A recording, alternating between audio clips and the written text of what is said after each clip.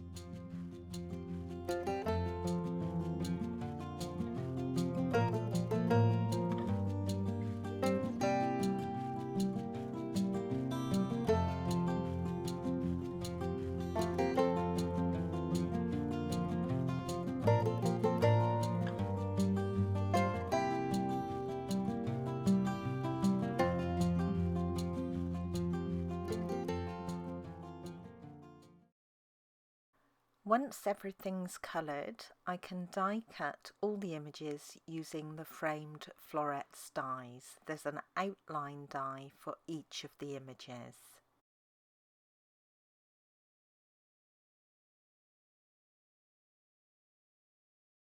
The sentiment will be die cut using one of the Stylish Shapes dies, and it's the second largest square.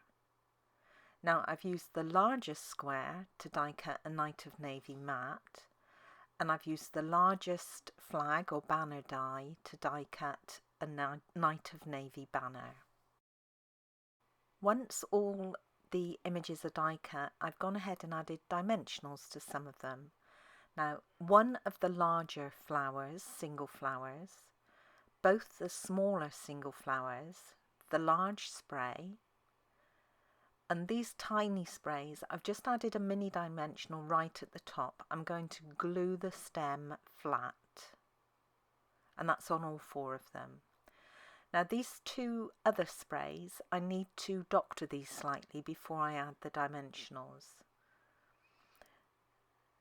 Now this leaf section just here on the left hand side, I'm going to remove that on both pieces. The panel on the inside of the card is just a little bit too narrow to take the full image, which is why I'm trimming this piece away. And then I can go ahead and add dimensionals to the back of each of these. My card base is in Night of Navy, and this is half a standard sheet of card, scored in the middle and folded to create a portrait card. Then for the front of the card, I have a balmy blue mat, onto which I'm going to add a mat of the Fitting Florets Designer Series paper. Now, with this design, I was very careful when I cut it to make sure that the design, the pattern, was central. This makes it a lot easier to line up the aperture. I can use the Designer Series paper to guide me. The die I'm going to use for the aperture is from the Stylish Shapes, and it's the largest square die. Now obviously when I cut this, it's going to try and go through 3 layers, which is too much, certainly for my big shot. Now you've seen me cut in previous videos apertures before, and I've used a different technique to the one I'm going to use now. I thought I would try this one to see how it works. And basically what I'm going to do is gut my balmy blue cardstock. Now to do this, remember I'm an A4 user, so I'm just using a margin of 1 centimetre, and I'm going to create a frame of the balmy blue mat. If you're an 8.5 by 11 inch user, you could go perhaps a 3/8 of an inch frame would be about the same. So I'm lining up the ruler at about 1 centimetre, and I'm going to cut down on all sides to create a frame. I'm lining up the right hand edge here. Apologies for my head getting in the way, but I think you get the idea.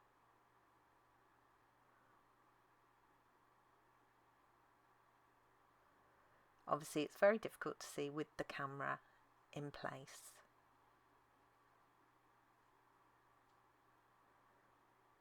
Okay, so I've cut a frame which is approximately, doesn't have to be exact, of 1 centimetre all the way round. Now when I layer the paper on top, I've still got that balmy blue border all the way round, but in the centre where I'm going to cut that aperture, I'll only now have 2 layers.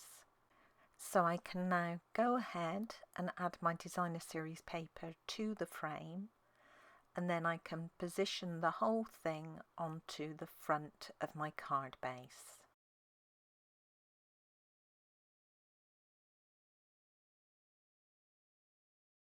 You want to make sure your card is open before you position the die.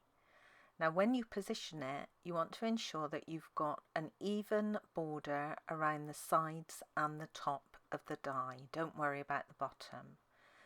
Now, because I know my designer series paper is almost central with the design, I'm using that to help me position my die, and I'm going to secure this with some low tack tape. Now once it's positioned, I will just check with a ruler to make sure that my borders are even all the way round, and if not, then I'll move the die slightly, but this was pretty good. Now once you're happy with the placement, you can run it through your die cutting machine. Now when I ran this die through my Big Shot, I did run it through a couple of times. So when you take it out, just look at the back and make sure it's cut all the way through. It should pop out really easily. Now this piece from the middle, once you remove the die, as long as it's not torn with the tape, then you can use that on another project, but we won't need this piece today. I'm going to add the inner section next. Now you want to position it so the centre score line on the card base meets the second score line on the balmy blue mat. This should mean that the borders around the top, the right and the bottom look about the same size. Now once you're happy with it, use a pencil to mark just above the aperture and just below the aperture. That middle section needs to be removed. So firstly, I'm going to make small straight cuts where I made those pencil marks, and then I'm going to remove that middle section, including the score line. Once I've done that, I'm going to make a small slanted cut on each end of the two tabs that remain. To fold the inner panel, you want to make the last score line a valley fold. The second score line is a mountain fold, and so are the tab folds, so fold those back. While the inner section is still flat, I'm going to add the panels. I have a basic white panel for the centre, which is where I'll write my message, and then paper panels from the Fitting Florets Designer Series paper pack for the right and left sections.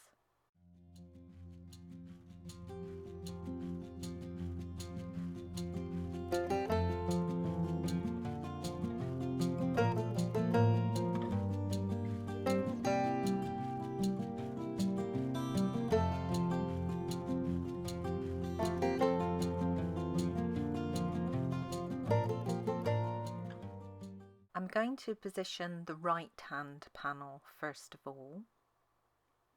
So I'm just adding wet glue to the back of that one. And then I'll position it onto my card base, making sure that border is even all the way around and my score line is lined up with the centre score on the card base. And then I can add glue to the two tabs. You could use tape adhesive for this if you prefer. Then I'll tuck the tabs back and just press them down. Then I'll leave this until it's dry. Once it's dry, you can check that it opens and closes cleanly. My sentiment will be added to the Night of Navy die cut mat, and that will go in the centre, and the banner will be glued underneath it.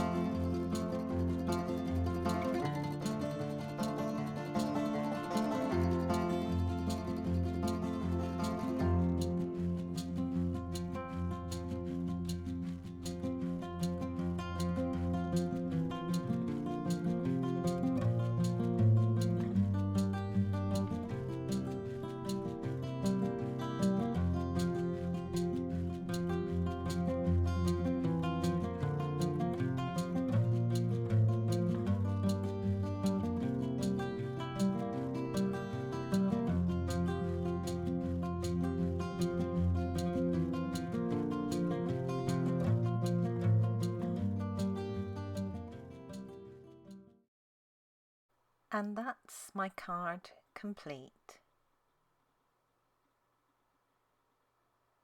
It's very pretty with these colours. And here's another look at my original card, and you can see the small differences that I've made.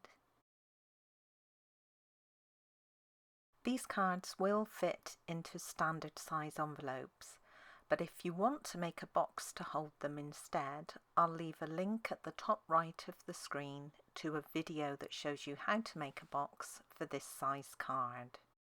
Thank you for joining me today. I hope you enjoyed this project. If you did, please give it a thumbs up and don't forget to subscribe and hit that notifications bell so you don't miss out on any future videos. Bye for now.